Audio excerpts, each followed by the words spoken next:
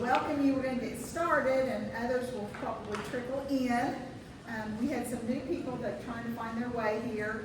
So as always, I appreciate my sponsors. And there it goes. Our sponsors, which you've got to mingle with as you came in. So feel free to talk with them afterwards. We're going to have plenty of time for you to visit and talk. Make sure you get water, coffee in the back. You can do it in between. We don't have a problem with that at all. Love for you to just be low-key and comfortable. I want to, first of all, want to welcome all of you because guess what this month is? Older Americans Month. Older Americans Month. So congratulations to you. This is your month to celebrate, right? I love their logo. Isn't that pretty? The little splash of color and everything. I love it, love it. So just so excited that everybody's here, and we're going to ask for you, just want to go over what's in front of you real quick. What's in front of you is our schedule, and our sponsors are on the back if you need to contact any of them in between the seminars. And then you have the questions we're going to be discussing. And then you have a bright yellow piece of paper there that said, or no, actually it's our perfect fit, which Casey's going to talk on that here in a minute. And then you have a little flyer there that talks about, there's some on the table too. They can rip off. If you have a senior class that you attend, you're a part of the Kiwanis or whatever club, get it out there. If there's some place to display something like this, we appreciate it. They just tear it off and call us and register for the seminars. And then we have our feedback, bright yellow feedback form. So you can tell that's what we're going to, that helps us so much for you to fill that out. We want to know what you'd like to learn and hear about. Plus, we always appreciate your feedback so that we can grow and improve. The feedback we have, we try to establish it as fast as we can. Sometimes the topics, we're compiling all of that now so that we can plan out next year and include your topics. So, Casey, come on down. And she's going to talk to us a little bit about what is special that Francis Tuttle's offering. Good morning. I am Casey Craig with Francis Tuttle. If you have not been on this campus, we are very glad you're here today, and we're welcoming you. One of the great things that we do here is a lot of the students that are here are high school students. That's kind of who we cater to. So right now we've got AP testing going on downstairs, and this is the last week of school. But one thing that we do here at Workforce Economic Development, I work a lot with businesses, and we work to upskill and offer training. But we also offer a lot of what we call open enrollment classes. So think of all the fun things, whether it's learning how to sew or how to bake. We had a lady come last week that did cupcake decorating, and we got the privilege to eat all the cupcakes after they decorated them. So I did want to point out one thing. I know it was so much fun. One thing that I want to point out, everybody should have one of these at their table, but we are offering a really great event in June. It's going to be June the 6th.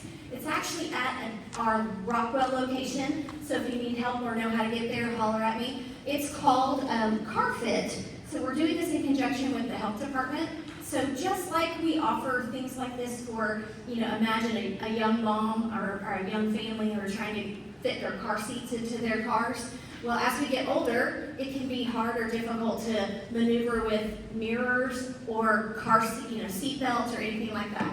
So they offer this. You can make an appointment if you're still driving, and you can come, and they will spend about 15 minutes with you. They will go through your car. They will check all of the safety things in your car.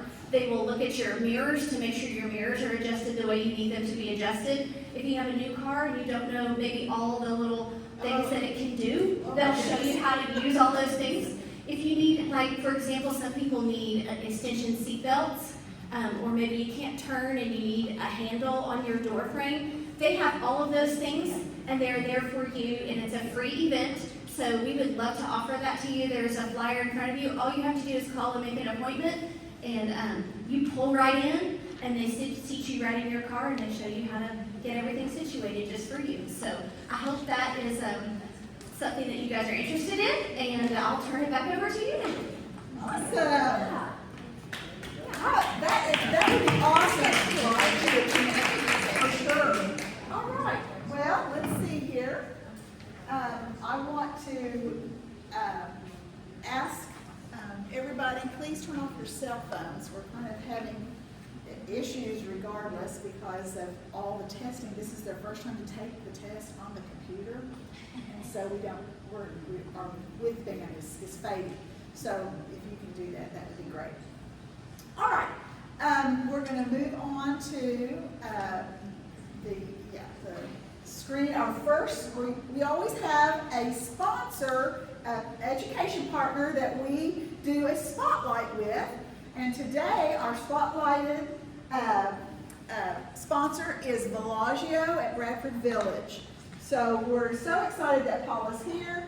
Paula, tell us a little bit about, come on over, come on up, come on up, come on down, right? Yeah. Tell us about Bellagio, Bradford Village. Well, thank you for having me this morning to represent Bellagio. I'm delighted to be here.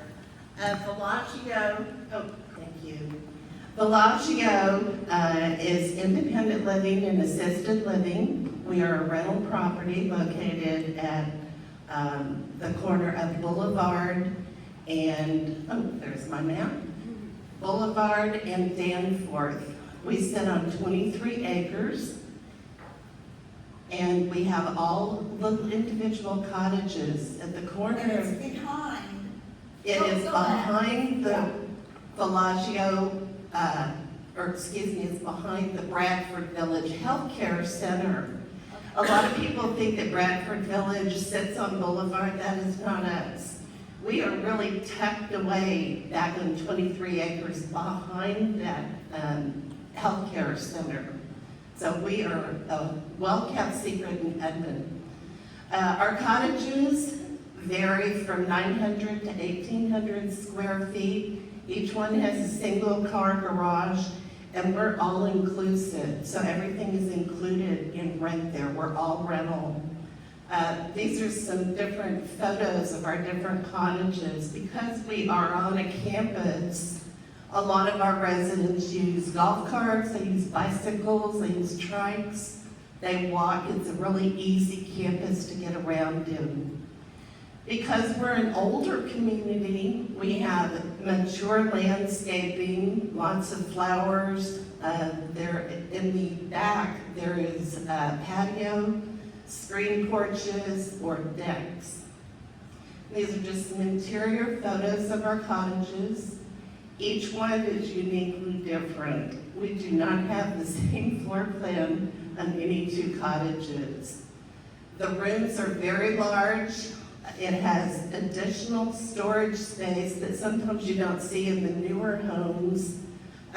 There's a couple of cottages that still have those old-fashioned attic fans, if you remember those.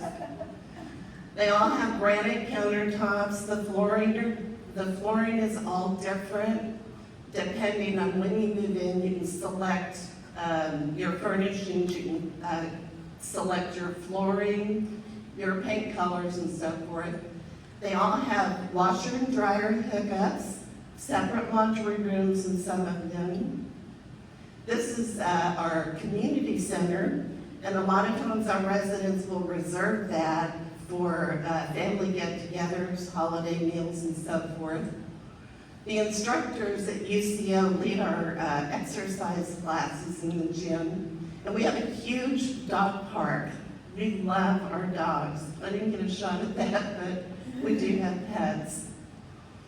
This is an example of our theme. We call it Celebrate event. So each month we feature a different theme.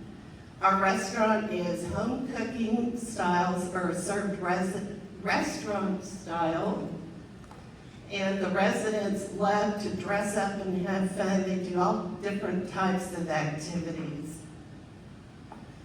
We have a number of retired librarians that are very, very tuned in to maintaining our library.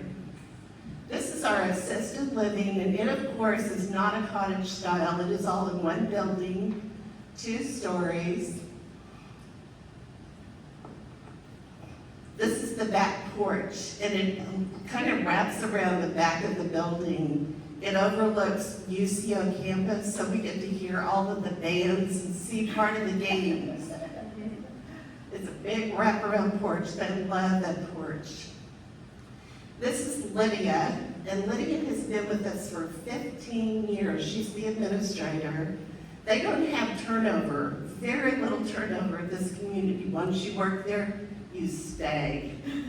That was our RN. We are very strong advocates of the Senior Olympics. We have a gold, silver medalist actually moving in today. We have some very famous artists from Oklahoma that live with us, and we do an art show every year to feature their work. These are all residents that have moved from the cottages over to the assisted living. It's an easy transition because their neighbors are there. It's just showing pictures of the apartments. Yeah. They're all wide doorways, built-in shower seats. We love our families. We always have big holiday events with the families to feature Mother's Day, Christmas, Easter. You may have seen us on the news. They're out every year for our big 4th of July parade. This is Caitlin. Caitlin is into drama, and so are our residents. We won first prize last year at the Senior Cultural Rhythm. Those are all residents playing the Beatles band. We are very much into sports. Every year we do a photo shot of the team divide. There it is. And I like to refer to our community as the modern day Mayberry. It truly is Mayberry. So, Thank you. You're welcome. Thank you. If you have any other questions, for sure, stop by here at our VIP table for our spotlight. And I'm going to ask our wonderful panel to come up to here. We're going to introduce you to them, and we're going to move into that part of that they have materials here. I just want to draw your attention over here. They do have extended materials afterwards. After your Q&A, we open it up for your Q&A, then please come and get more detailed information from them right here at the table. So, ladies, come on down. I know this probably seems, I apologize, I think this is an all-female cast, so to speak. So, but we're going to have a great time today as we talk about the other 55 or 50 plus options of maintaining ownership. Sometimes you just want to downsize, but you don't want to move to a community. You want to maybe downsize into a patio home, and there's lots of different options. Condos, different gated communities that are not, they don't clean your home, they don't they don't cook for you. Some of them do that. I'm sure they step in to help their neighbors. But overall, it's a maintenance-free life from the exterior part of you. So, I'm just going to have you guys introduce yourselves real quick. Just tell us a little bit about you and how you can help in this industry as far as how long you've done it, how you've helped seniors going forward. And we just have a great panel of experts here today. Yes, Terry, you're first. Is this on? Okay. Yes. I'm Terry McQueen. I'm part of the Connie Williams group, and I'm a real estate agent. I help Connie with her endeavors to help seniors downsize and decide if they need to go into a community or if they would like to purchase a home and be a homeowner, continue being a homeowner. We can set up searches on the MLS and find you the patio home of your dreams to downsize into. We have our vetted people that can help you with your with estate sales, so that you only take the things that you want as you move into your smaller home. Yeah. Yeah. That's So, perfect. okay. Yeah. All of those vetted vendors, which is so important that another stranger's not coming in. Right. And I've been in real estate for about 11 years. Before I got my license, my husband and I did our share of flipping homes. We didn't do a lot, but we did enough that we realized we had a desire to continue in the real estate industry. That's when I got my license and decided to help people find their next dream home. Awesome. Your hand, your mic to Miss Marilyn Olson. Good morning, my name is Marilyn Olson. I'm with Villages OKC. It's a nonprofit that has been organized about 6 years to connect people all over the city. I have a lot of experience in aging. I've been aging all my life, ever since I was born. And it kind of feeds into our philosophy, which is that we think aging is really good. It's not a bad thing like some of the youngsters think, where you're aging at 37 and we know that they haven't even got started. And so our goal is to connect people with trusted providers like the ones that you met today.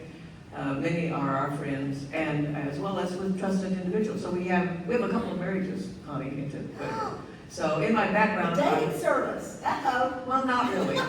There are those who say I'm not interested in dating because, Yeah. well, one lady said, all they want is a nurse and a person. I've done that. So you got to figure out what you really want. And once you figure out what you really want, then you can kind of go forward. And that's what we do, is we help point to options. And some of those are people and some of those are opportunities. We also connect a lot of what we call the sandwich generation, people who are at my age, they're beginning to look out for me because they see me in a different light than I see myself, and we really need each other.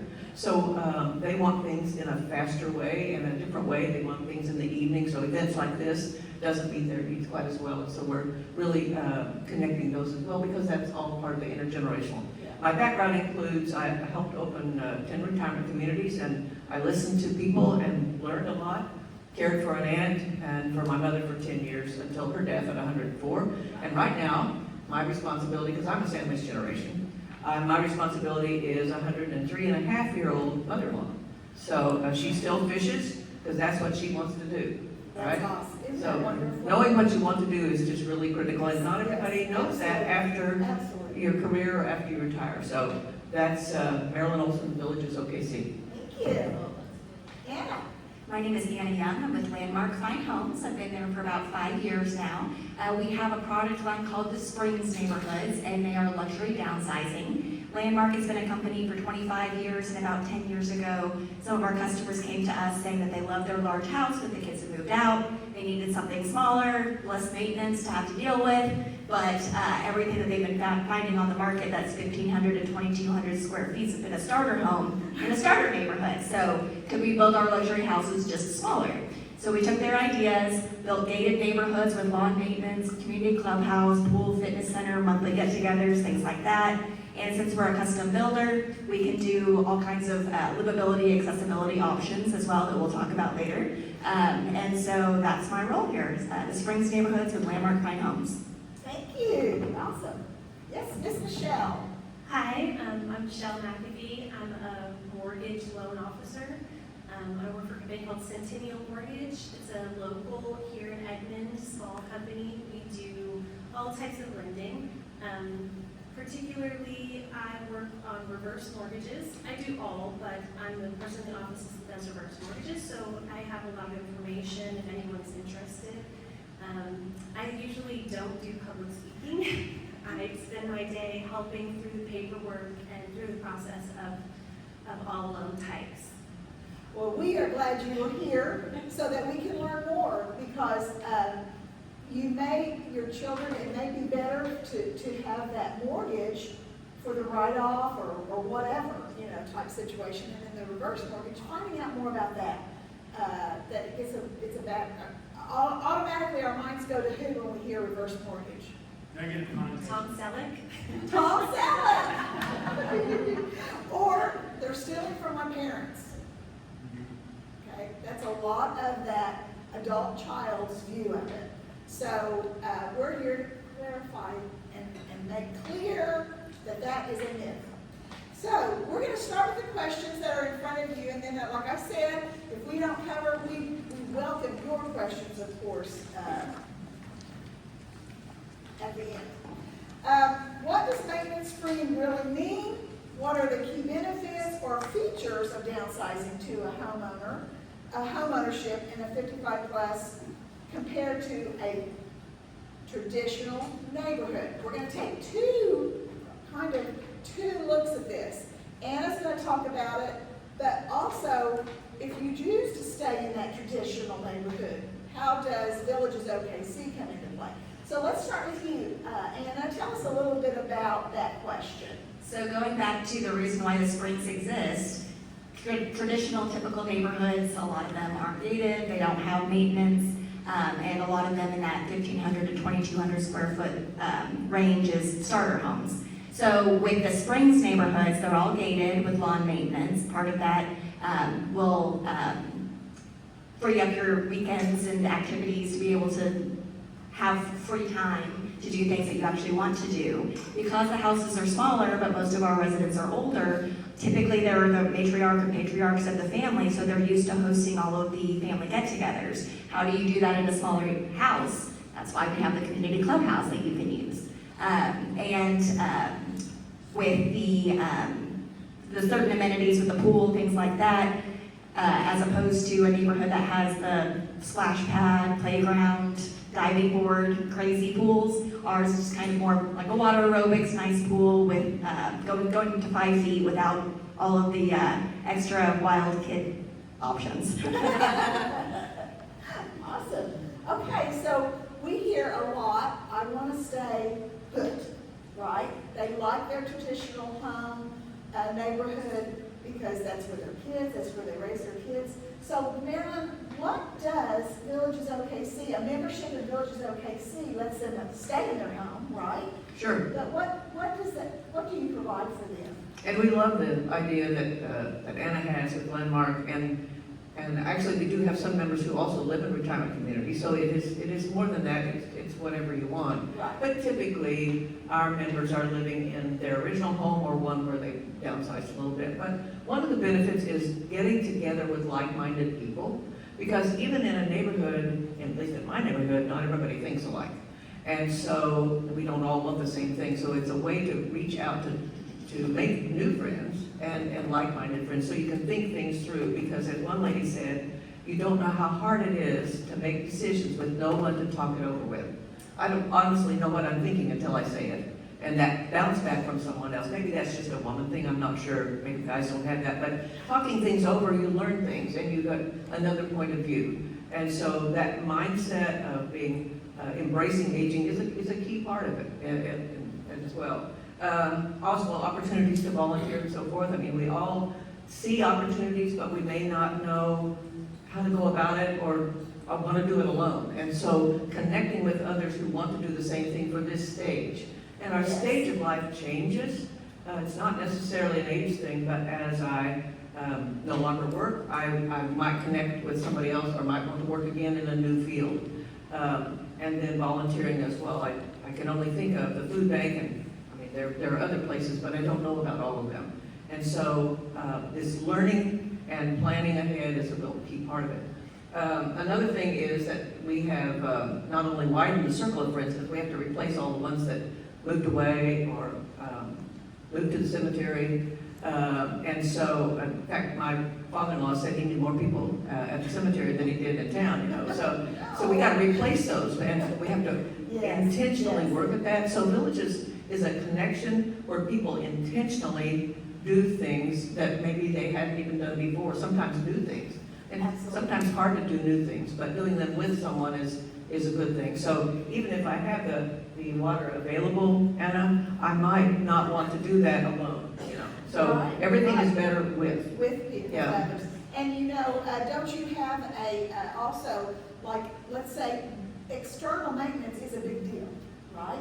So do you have a way to say, hey, this is who mows so-and-so, so-and-so, so-and-so's yard, we can send them out to you and take care of that? Sure. Do you have vetted people that we have a list of trusted providers, and we say trust means that a member has used them and they treated them right.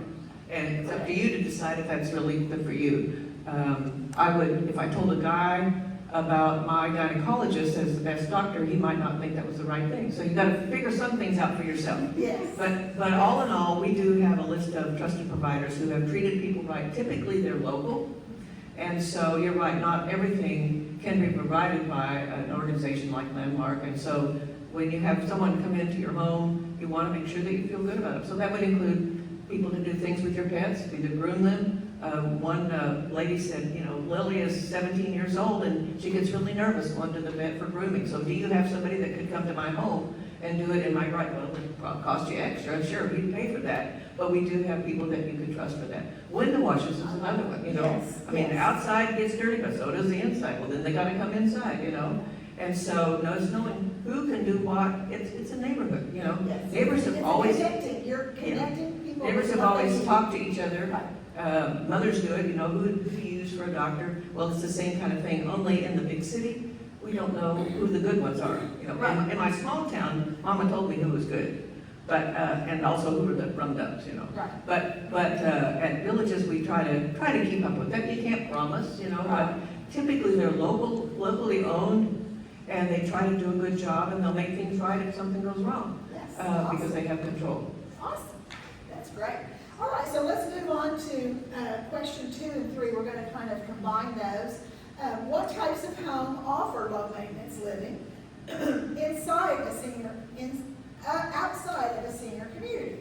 So, Terry, can you kind of explain the difference between homes, condos, townhouses? Now, you know, there's a difference there. There is a difference, and usually the more expensive, of all of these types of homes, condos, patio homes, garden homes, and townhouses typically come with an HOA. So you can tell pretty much by the cost of the HOA as to what services they're going to provide maintenance-wise. Condos and townhomes are basically going to come with your higher cost HOA, but they're also going to take care of maybe your roof, your windows, your outside siding. Of course, then your mowing, hopefully front and back. Most of them won't do your gardens, that's your responsibility, plant your flowers and that kind of thing. Condos are basically they started out as looking like apartments. They were stacked on top of each other and next door. You shared a lot of walls, you shared roofs, that kind of thing. The word condo has expanded now to cover, basically your condos are going to be your most expensive HOA. So if you have an expensive HOA where they do the outside maintenance, that's typically going to be a condo, even though it's not stacked anymore, but it has evolved into being designated as an expensive HOA. A townhome is going to be, I think, and I think Connie would agree, an interior staircase. There's going to be interior stairs where you're going to have your living room, Kitchen, living, and dining downstairs. areas, and maybe a half bath downstairs. Your bedrooms are going to be upstairs.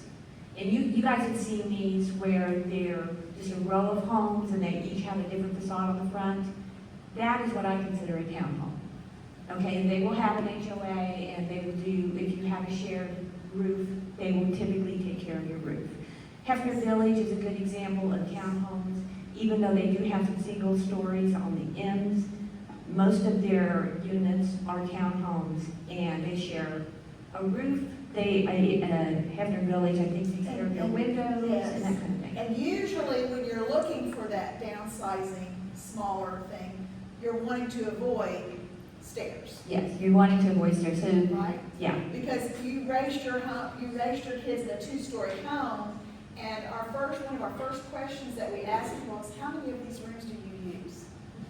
I go from my bedroom to the kitchen, to the living room. Everything else is upstairs. If they're fortunate enough to have the master downstairs, there was a time where all the bedrooms are upstairs. So it's not that you can't function and go up and downstairs. It's just that as we age, it becomes a higher risk. It just becomes a higher risk for us to go up and down the stairs. So that's part of it. And then also, I would say that when choosing the right patio home and community lifestyle, they need to come visit, is my first thing. You need to go take a tour with Anna. You know, ask Terry to set up you a search and then take you and go look at these places, because you know immediately a lot of times. So Anna, let's start with you. What I definitely agree with that. You want to see it kind of at all hours of the day as well. So what's it like during rush hour? What's it like in the evening? What's it like on the weekends? Is it loud and crazy on the weekends because everybody has all of their families over together? And if that's not something you're looking for, then maybe that's the neighborhood you want to skip. If you're looking for something a little bit more quiet, then you want to make sure it's quiet in the times that you're going to be there. If you're going to be home all day, every day, and there's, like a rock band that moved in next door or something like that, you want to make sure that you know about that. Another big thing that I've seen is making sure that you're not off of a busy street. If you need to turn left onto a really busy street, especially if you're still working and you're going during rush hour, that's kind of dangerous. So you might want to make sure you take those considerations. So say make sure you visit kind of at all hours and during all different times of day. Very good. Do you have anything to add to it? Well, just when we do visit, when I do take a client out to see a home, we do try to go during a good time where they can get a good feel of the neighborhood. And we walk from the home that we're looking at. They have a pool. We walk out to the pool. Sometimes we can see people walking around. We'll just interact with whoever's walking their dog or whatever, so they can get a feel for what the community offers and if it is the type of environment they want to be in. Absolutely. And I think it's always good, especially if it is a building community, that you get to know who your contact is going to be with that community. Do you click? Do you not click? Because there's someone different in all the different communities. So that's important as well. So how can I find a home that provides the exterior maintenance, such as lawn care and snow removal? Terry? Well, my answer to that is get yourself an agent who knows where to look, You need to get hold of the covenants.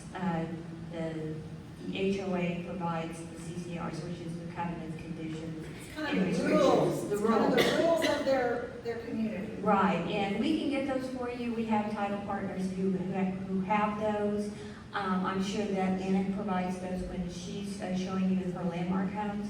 In there, they will tell you what all they do. If they do they mow the front and the back? Do they take care of any of the exterior maintenance? Are there restrictions on maybe pets? The number, the size of pets that you can have. If your grandkids want to visit you in the summertime and stay for 2 or 3 months, is that allowed? There's a lot of things that you need to find out. The HOA's covenants should have that in there. Also, you need to be aware that even though you have a copy of the covenants, you might want to talk to the HOA president or secretary.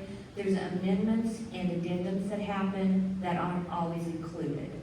And so you need to talk and say, hey, in the last 6 months, have you guys had meetings where you've changed any of these?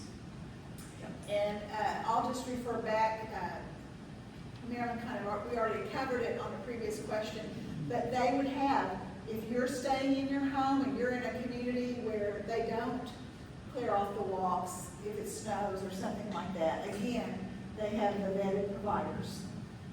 But we call those trusted providers, and we did mention that before. But I would say that sometimes it helps just to have someone go with you, and so having, many people I'm sure bring a friend or relative with them. But if not, if you wanted someone to go with you just for another point of view, another set of eyes, we just call that being a good advocate.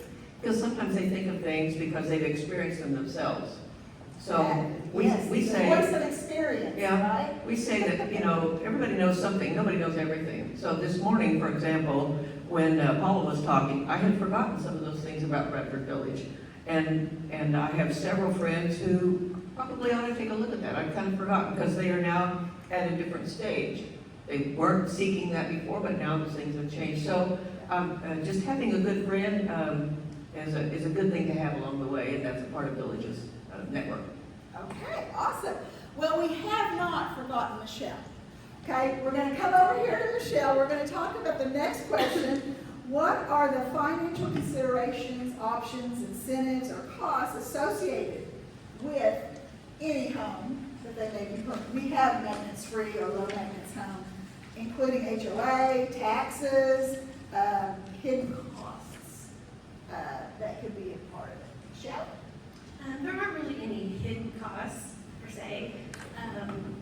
You do need to take a look at the cost of the HOA when qualifying. You have to make sure that you can qualify for any loan type, including that payment, because we do include that.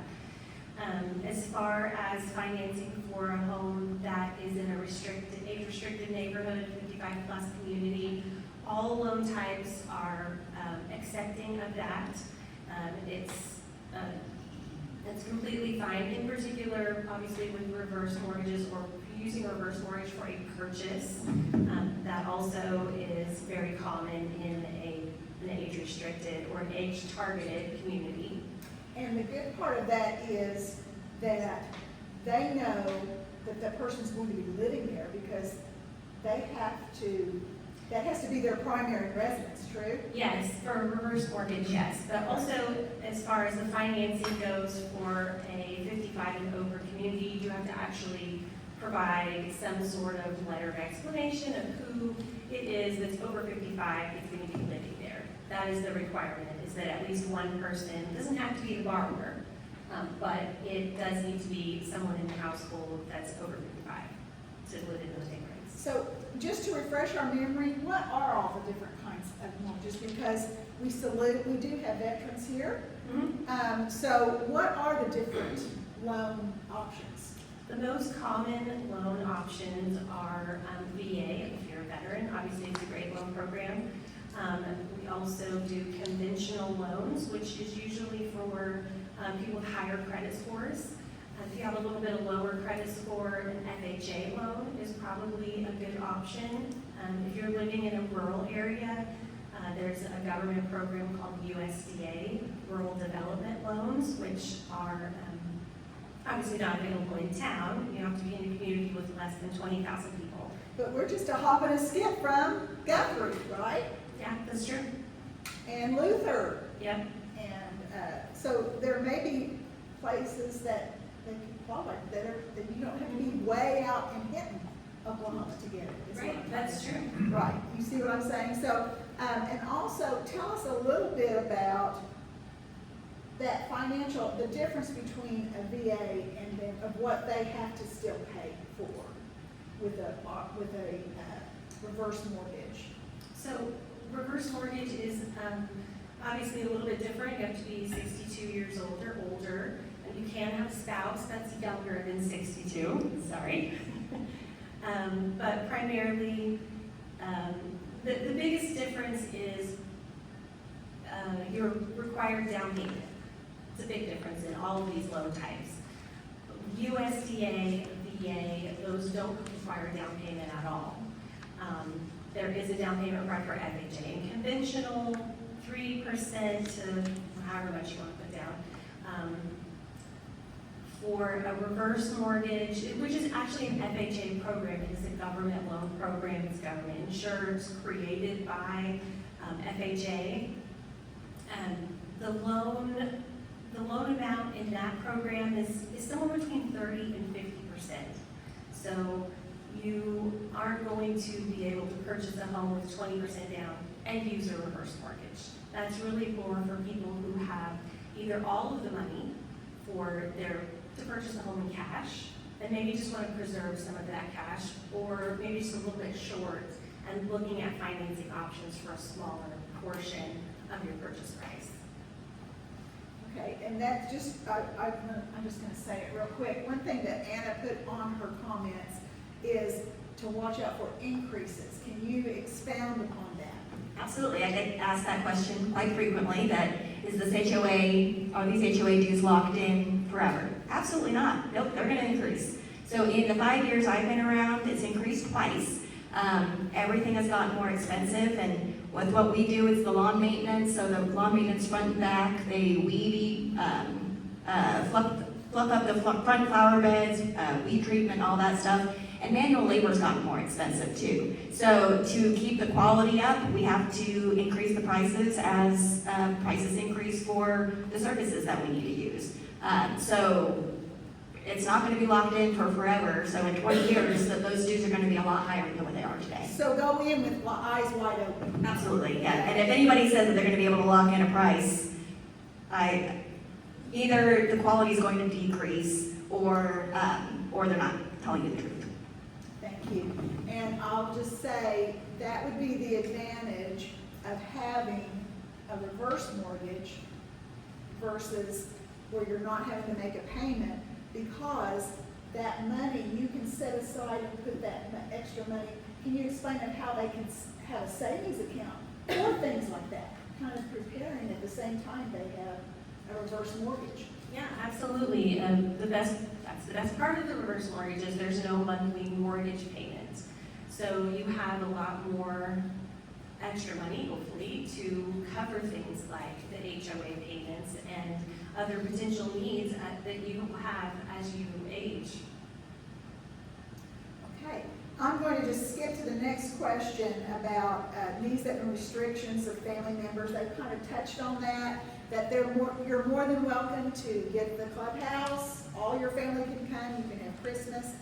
You can have them spend the night. It's your home. With all of these people, whether it's Terry and I helping you to move into a patio home in a community, or if you go to a new home in the community, whatever, wherever you go, that's the beauty of what we offer. But the reverse mortgage, here's another thing of that, is that you have extra, they qualify the home for a certain amount, right, like any other loan, and then that money, you keep majority of the money to even make ready your home if you want to stay in your home. Can you get a reverse mortgage on your current home? Yes, that's actually the main reason it was created, and that is the most common use, is to access the equity in your house without having a monthly mortgage payment. You can use the funds for anything you want, including home improvement, or to make a house that doesn't quite meet your needs. You can use the money to do home improvement projects or add additions, the doors. Yeah, whatever you might need to make that house a better option for you long term. Remodel a walk-in shower, you know, Exactly. so that you can stay in your home. The purpose of that is like you have the funds and you can put it in some kind of vehicle that we're going to be talking about paying for senior life, your senior years. And Patrick, they'll be able to help you with that. There's different tools that you can do with that money going forward. Okay, so are there specific neighborhoods or developments that cater to older adults without being a designated 55 plus community? Yes, there is. And I'm going to let Terry expound on that, of how we do a search on that type of thing, if they're not necessarily going into a 55 plus community. Right. The first thing that we can set up a search for you, of course. The first thing that we'd like to know is the location. Where do you want to be? Do you want to stay where you are and just downsize? You're used to the community, you know, you got your doctors there, you got your favorite grocery store or whatever, or are you moving to be closer to your family and friends? Then when we start the search for you, we usually start with square footage, your price. We can set up specific perimeters for a patio home, we can pick that out, or a condo, or we can do all of them, and then you can pick and choose which one you want to go see. And then, of course, when we take you on a tour, we want to know where the clubhouse is, where the pool is, and the specifics about the HOA. And we can take people to any landmark community as well. So they are all about, it's just wanting to provide that quality of home for us. Also, there's really, the process is not different, whether if you're getting a mortgage or you're finding a house that's in a 55 plus or not. The process is the same. There's no difference. And I want to refer to the Fair Housing Act. It's in your notes as well, but it's very important that we cannot go against that. Anna, can you talk a little bit about that? So I'm pretty big on making sure that people know what the distinction is between age targeted versus age restricted. Yes. So Landmark Springs neighborhoods are what's called the age targeted. So we market towards active adults, 55 plus. We do panels like this, things like that. And I would say most of our residents do fit that category. However, whenever we were doing our market research in the very beginning, we decided that we didn't want to be age restricted, which comes with its own kind of, issues.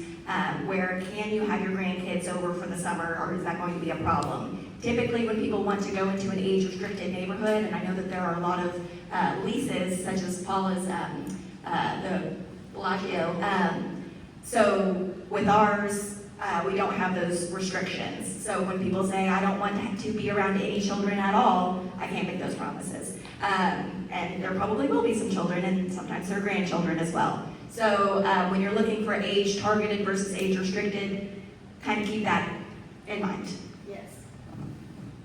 The housing for older persons exemption does not protect senior housing facilities or communities from liability for housing discrimination based on race, color, religion, sex, disability, or national origin. We're all in the same playing field. That's how I like to explain it, pretty much. Also, in order to qualify for housing, older persons exemption of facility community must prove that its housing is, and it's going to have to follow these guidelines. So when you go to those communities, when they say that this, you want to make sure that they're following this, and this is true. Because it's provided under any state or federal program that HUD has determined to be specifically designed and operated to assist. I can't even, that's so far back, I can't even read. I've got to turn back here. I'm turning my back to you. But operated to assist elderly persons as defined in the state or federal program, or intended for and solely occupied by persons 62 years of age or older, or intended and operated for occupancy by persons 55 years of age or older. In order to qualify for the 55 older housing exemption, a facility or community must satisfy each of the following requirements. So this is just knowledge for you when you're going and visiting these places, that you know what they are able to do and not able to do. Connie, Yes, may I make a comment? yes, please. The definition of old is always 15 years older than I am. There you go, I agree. And it's changing. The Y just changed their criteria for their senior program, starting at age 50. Many of the healthy living centers start at age 50. Some are 55, as you just pointed out on here. Some of the old government rules are 62, some 65. And I don't think I'm old yet. I don't know about you all, but just they need to catch up with the times. So it's changing, and everybody's trying to figure this out. In fact, there's not even a word for us. They don't know whether to call us senior, older, elderly, elder, mature, or just adult. And so we've had lots of arguments about that because we think we're adults, and sometimes we don't even act like that. So my point is, it's changing. And the government also is taking a look at those changes. So be aware and stay current. Thank you, very good. And I'll just say, also something that Villages OKC provides is they also have educational seminars that they have a committee, they have people that listen. I think she pointed that out before. It's a community that comes together and listens to each other so that they can bring what you're needing to learn, or what you want to learn. She's had, I'm trying to think, diplomats in. Right, we've had everything from iPhone technology classes, and there are people who don't want to learn the iPhone or the Android. So it's your choice, but we do have that available, and certainly speakers of all times. Interestingly, most recently, there are a group of functional medicine or interventional doctors, integrated medicine doctors, who are saying, we don't like the way healthcare is going either, and so we would be happy to speak to your groups to let them know what's changing. So the whole world is changing, not just the age, Right. qualifying for aging for older. And so we've got to stay current to do that. That's really what Villages is about. So thanks for bringing that up. Yes, yes, ma'am. How do you evaluate an HOA agreement to ensure it covers necessary maintenance aligns with many lifestyles? Some of them we've already talked about, getting a copy of it, reading it. How do I determine if a particular community's rules, culture, and activities are the right fit for me? Terry? Well, I think besides getting the CCRs and covenants and reading those, you're going to have to go out and actually physically tour the neighborhood and tour the homes and, look at the landmark homes, visit the neighborhood and see if it feels good. Spend some time, and we would love to spend some time with you. But walk it. And if there's neighbors out, talk to them. I wouldn't knock on somebody's door, and if that ever would, Right. if they're walking around, just talk to them. Well, and that's what was so nice about the community. When we went at different times, we went in the evening. Well, we were in a little community that's called Rosedale Gardens. It's not age associated or anything. It just has these wonderful one-level patio homes. Some of them are duplexes. But then there's individual homes and there's duplexes. Well, we came out and all the people were out walking their dogs in this circle, right? They're walking their dogs. So what did our client get to do? She said, well, do you like living here? They just stopped, they had a conversation. At that point in time, that's a great compliment to the community if they say, oh, you'll love it, you need to buy that house because you will love it here. We have potlucks once a month, we do, so same thing when you visit communities, our communities that are here. Set a time to go through, have a tour, go through with them, and you'll be surprised. Always we tell you to take, when we had that panel here, do they call the people by name? Do they talk to the people? Do the people say, you need to move here as you're going through the tour? Every time I show a house at Rosedale Gardens, this is one of our favorite places to show patio homes. There's a man, I can't remember his name, but his dog's name is Cooper. And every time that we get to stop and talk and pet Cooper the Schnauzer. Do you have anything to add? Well, one of the great things about the Springs neighborhoods is the neighbors really do sell the houses for me. So we're off on Tuesdays and Wednesdays, and so on Thursdays, sometimes somebody would come in and they're like, oh, I saw the other model home yesterday. I said, well, what other model home? And it was somebody's house. And unfortunately, fortunately, I guess, there's so many neighbors that would invite you in to see their house, especially their custom builds, that there's no telling who it was. So the neighbors really sell the neighborhood for us. And, it's not for everybody. My husband is kind of a perfect example. He's pretty curmudgeon-y, and he doesn't really want to know his neighbors. He doesn't want to be active or involved. He doesn't want people waving at him. So that's not the neighborhood for him.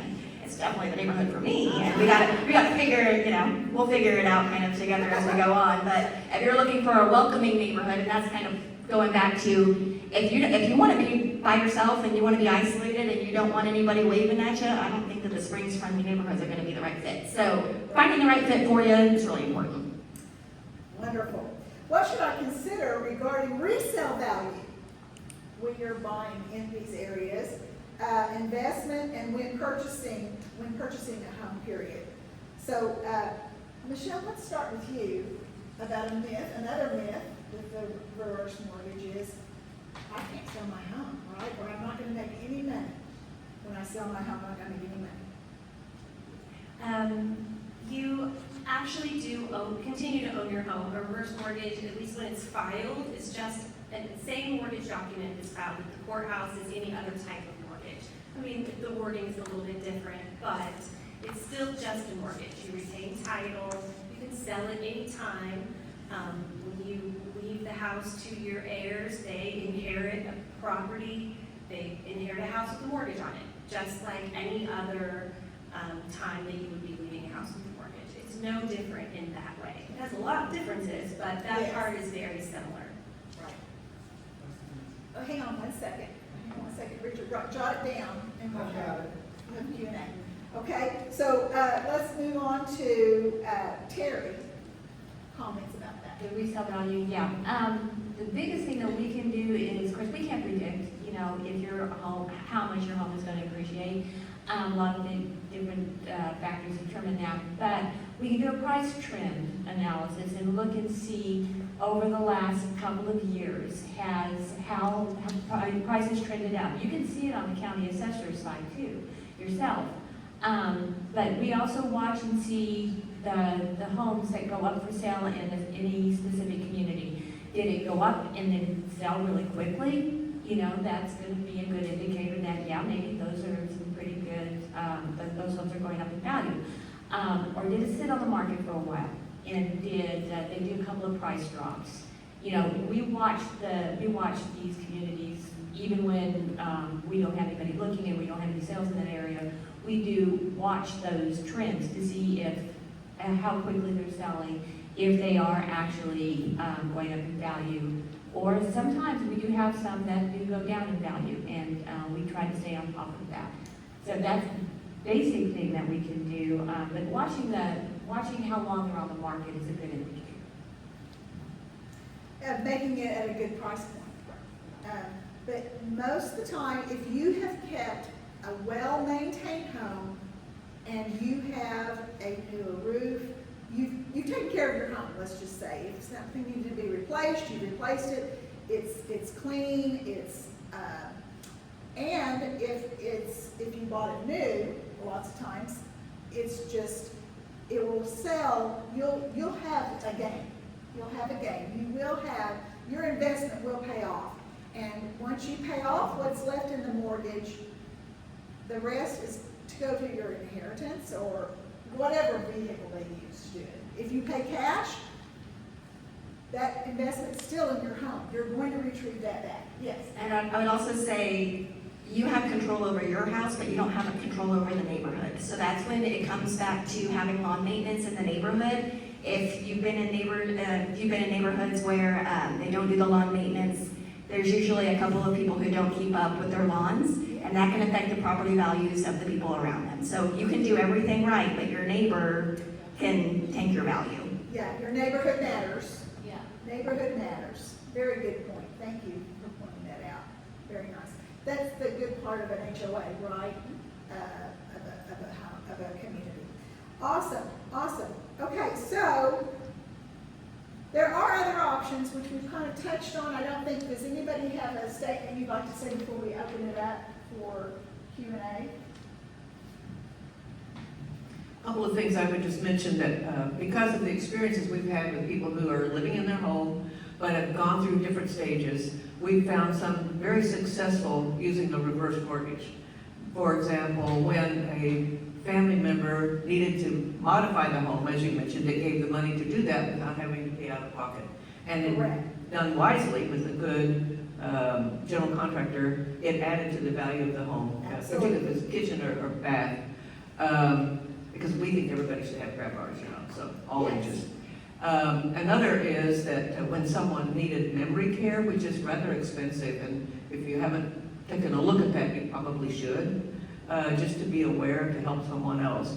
But a reverse mortgage allowed a gentleman to stay in his home when his wife needed care more than he could do. It allowed him to stay in his home and still tend to care for her financially, but also go and see her without bearing that burden. So there are some good opportunities to learn about, and the best way is to talk to people who use that, you know. So Yes. with the values that have gone up, the ones that I participated with, they still, when they did sell before their death, so it's not always a death thing, they were able to recover some money.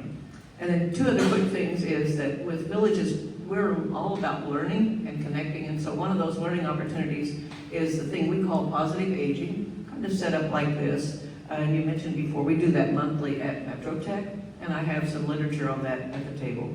And then the other is the GIFT. It stands for Gathering Information for Transitions. And in that, we talk about all these things kind of just planning ahead, what do I really want? And you get to meet local professionals, just like we have here today, and ask them questions for no additional money. So membership has a benefit of those kind of opportunities where there's no other place to talk about that. At least my family Sunday table, we don't talk about death and dying. We don't talk about all the options there are for pre-planning and prepaying. We don't even really talk about grab bars and stuff. I don't know what we talk about, but we don't cover anything that's really important. Probably your grandson's baseball. Yeah, they do take over, you're right. So I think the most important thing is that we have to keep learning and planning and serving each other at this age, and there's no guidebook for that. When I was pregnant a long time ago, there was a book called What to Expect When You're Expecting. There is no such book about aging.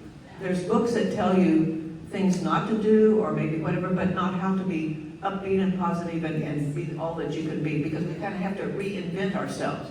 And so I would just encourage people to figure out what you want and do it with some other people. That's what Villages is about. Absolutely, absolutely. The gift is awesome. And I'm just going to take just a little bit of time because that is, I'd like for Michelle to expound upon that, of what making a proactive decision sometimes can be, if you're wanting to stay put, or even if you're moving to one of these new houses, is to do a reverse mortgage because that funding can be used for what? Anything, it can be used for anything. It's basically cash that you can pull out of the equity of your home. Home health care, yes, home projects, paying off Future. credit card debt, help get a monthly income. It's very flexible. You can set it up for whatever your needs are. If you really realize, hey, I just need $250 a month. I have a new expense. Something you can have that deposited into your account out of your loan funds. The most important thing I think to remember is that it's not a scam. It's a government program created for you. It is only for you, and it's worth your consideration. It's not a loan of desperation either, because it's something you want to consider as a financial tool before things fall apart. If you're already late on all of your bills, you probably won't qualify anymore, because there is a credit qualifying and income qualifying for the program. So consider it, look into it if you're looking at some kind of financing or if you need some financial help. I think that's the key right there, is planning ahead Yes. before something happens. One great example that Centennial did, I think, was a gentleman sold his home in California, reverse mortgage he had. So he took the money and invested in a home here in Edmond for himself, so somewhat smaller, bought life insurance policies for the boys. I mean, he provided for everybody by using that wisely. So you need some good counseling, but it is a tool, exactly like Michelle said, and I would just urge you, take a look at it and see, because it sometimes you're sitting on a lot of cash, and you need that to be able to live for today. Right, right. And you can put it into other tools that makes it available if you need it, right? So we're going to just take a small little break here, a little bit of housekeeping. Don't forget to complete your bright yellow eval form for us, okay, and hand that in to us as you go. The next upcoming seminar is Tuesday, June the 10th, time for how to pay for senior living. All right? So, oh, I know, I'm going to Q&A after this. So we're changing up they're helping me because we usually do this at the very end, but I learned I need to do it now, so you can, while we're doing questions, you can fill that out and give it to us. That's what our panel's going to be next time. So now we're moving into Q&A time. Your questions and answers. Richard. Well, you answered it pretty well, but reverse mortgage versus second mortgage. Reverse mortgage versus second mortgage. I mean, we have a home, our mortgage company says, oh, come get a second mortgage with us, and then you can have money to do things with. But then we find that most of the payment back to them is in interest. Yes, I mean, a lot of times people are comparing a reverse mortgage to a home equity loan, which would typically be a second mortgage, but it doesn't quite work like that. You can only have a reverse. You can't have it as a second. So you would have to use the funds from the reverse to pay off your first mortgage. That's a requirement. You can only have one loan and it's the reverse. Richard, the best part about the reverse mortgage is you don't have to pay it back. Yeah. And the second mortgage you do. True, I mean, the monthly payment, that is the biggest difference. Most of it's going to the mortgage company. There's Yes. still interest in both cases, so you do have to factor that in. I mean, at some point, somebody has to pay, it takes away from the total value. But the win is what's important, and planning the win is what life is all about. Absolutely, absolutely. Questions?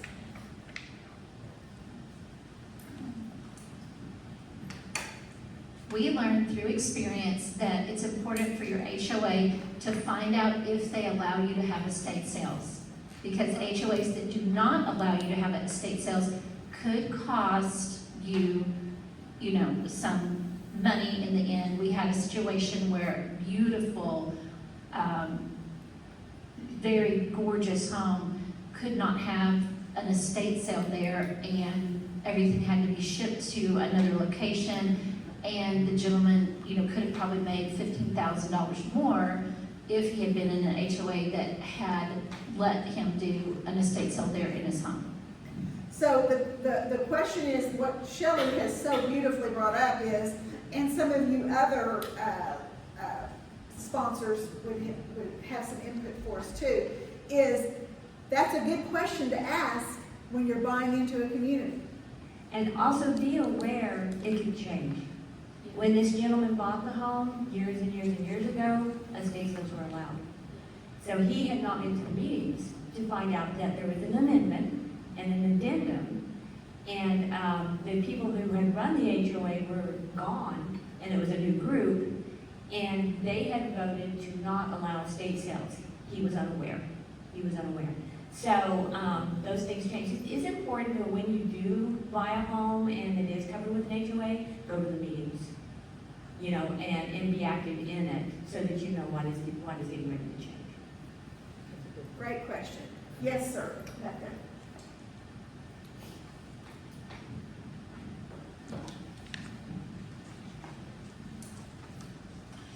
What happens if you already have a reverse mortgage and a person needs to go into nursing care at that point? What happens with spin down process, I guess is a question.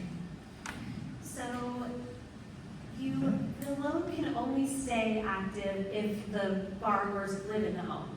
So if the last borrower, if you have a husband and wife, when the last borrower leaves the house permanently, the loan is due. That's when it has to be paid back. So not temporary, if you're going into a rehab, even if it's for a while, a few months, as long as you're coming back to your house eventually, then nothing changes. But when the last person either passes away or moves out permanently, then someone has to deal with the house and the loan. It can't just sit. It'll have to be sold. If you're a family member, they could buy the house themselves, get a loan of their own, pay off the reverse mortgage, or call Connie, put the house on the market, whatever, the first part of the money will have to go to pay off the mortgage, and then whatever's left over, the heirs will get, just like any other house with a mortgage. And if you're younger, a possibility to be continued income from that home, if it's a possibility to rent it, the children could pay off the mortgage, sell the home, pay off that mortgage, whatever it's due, and take the rest of those proceeds, put it in a savings tool, or buy it, have it to rent out and lease out, and that's a check every month too, which we have a property management person coming next month to talk to people about that, because sometimes it's nice to keep that home for passive income, and then it helps take care of the parent that lived there. And but they have to pay off. They have to pay what's due on the loan, not the whole price of the home. No, just whatever has been withdrawn and any interest that it's accrued over the years, however long they've owned that property. that would be the So give mortgage us, balance. let's give us a scenario. Let's say that they borrowed, have a reverse mortgage for $300,000. That would be, well, so let's do a smaller scale. Okay. If the house is worth $300,000, Okay. how much you can get out is based on your age. So we'll just take a general, don't quote me on this exactly, but let's say you can get 40% as you can pull out 40% of the value of your home. That's based on your age. And so you owe, we'll keep it even simpler, say $100,000 house, you have $40,000 to use at your disposal. That is going to grow over time. It is going to have an interest payment, just like every other mortgage. But the best way to describe it is it's deferred. You can make it. You can make any payments that you want. You can treat a reverse mortgage like a regular mortgage and make monthly payments until you don't want to anymore, or until you can't. You can also make a payment in any way you want, like you can do once a year. You can pay the interest if you want to keep that mortgage balance down. It's completely flexible in any way you want to make it. Did that But when answer they, your well, question? what I was trying to say is, when they sell, let's say they sell and they owe, if the home could sell for 300, Mhm. and they've only used 100,000, Right. let's Then- say, that's 200,000. Yeah, just like anything else. You pay off the 100,000, and that house is not under the mortgage anymore. Right. And you get whatever profit is left over, just Whatever's like the left. sale of any other home that has a mortgage on it. It's the same. It's just an idea of that. Okay, question, someone else raised their hand, I thought. Maybe my hands, Bethany? Yeah, what's the definition of a patio or garden home? That's a good question. Okay, these two have become synonymous in the past years. Originally, a patio home was built around a patio, a private patio, where you had access to the patio from multiple doors inside the home. Typically, it was the living room, a hallway, and the primary bedroom. And that was what a patio home was supposed to be. A garden home was, the HOA is going to take care of mowing. You had your little patch of garden that you were going to plant flowers. And you were going to compete with your neighbors to have the prettiest garden. And that was a garden home. It leaves me out. And also, garden homes could be multi-complex Yes. type thing. I mean, garden homes were like maybe 4 in a row, or, you know. Right, and so, or they were duplexes or quadplexes Yeah. or whatever. But now the terms have become synonymous, you know, we call, like, the Rosedale Gardens, okay? Those are garden homes, obviously, gardens is in the name. Monticello, what is it? It's gated. Are they patio homes? Are they garden homes? They're considered patio homes, that's what they were built as, patio homes. But, and they do have their patios out back, but there's only one entrance to most of the patios out there. So they pretty much become synonymous, but that's how they were originally meant to be. Did you have a question? Well, thank you guys for coming. Thank you, panelists. You did a great job.